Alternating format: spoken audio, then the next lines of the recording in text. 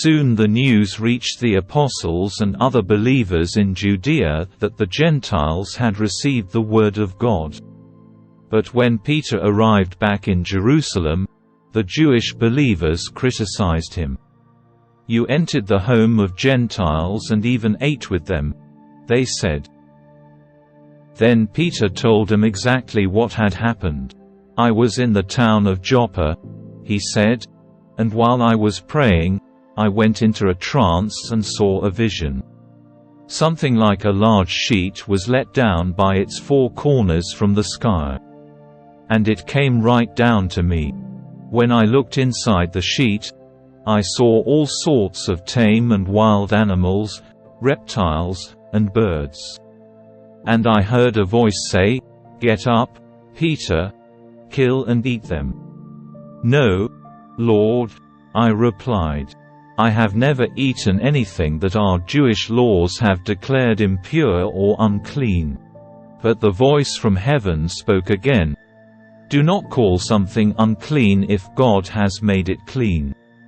This happened 3 times before the sheet and all it contained was pulled back up to heaven. Just then 3 men who had been sent from Caesarea arrived at the house where we were staying. The Holy Spirit told me to go with them and not to worry that they were Gentiles. These 6 brothers here accompanied me, and we soon entered the home of the man who had sent for us. He told us how an angel had appeared to him in his home and had told him, 'Send messengers to Joppa, and summon a man named Simon Peter. He will tell you how you and everyone in your household can be saved.'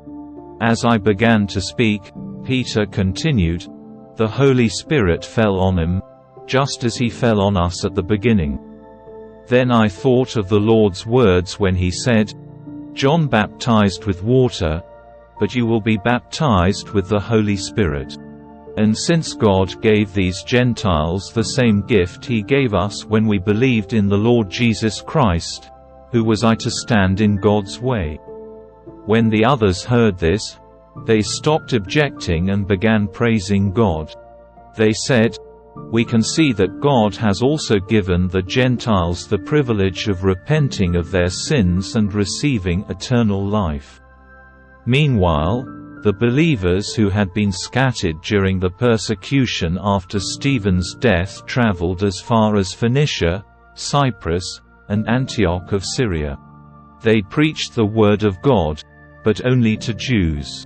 However, some of the believers who went to Antioch from Cyprus and Cyrene began preaching to the Gentiles about the Lord Jesus. The power of the Lord was with him, and a large number of these Gentiles believed and turned to the Lord. When the church at Jerusalem heard what had happened, they sent Barnabas to Antioch.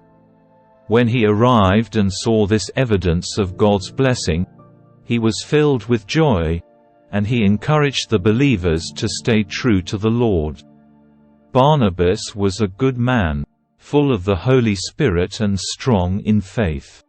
And many people were brought to the Lord.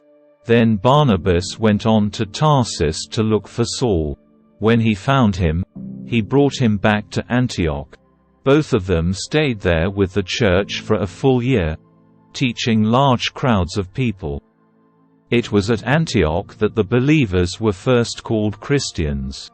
During this time some prophets traveled from Jerusalem to Antioch. One of them, named Agabus, stood up in one of the meetings and predicted by the Spirit that a great famine was coming upon the entire Roman world. This was fulfilled during the reign of Claudius. So the believers in Antioch decided to send relief to the brothers and sisters in Judea, everyone giving as much as they could. This they did, entrusting their gifts to Barnabas and Saul to take to the elders of the church in Jerusalem.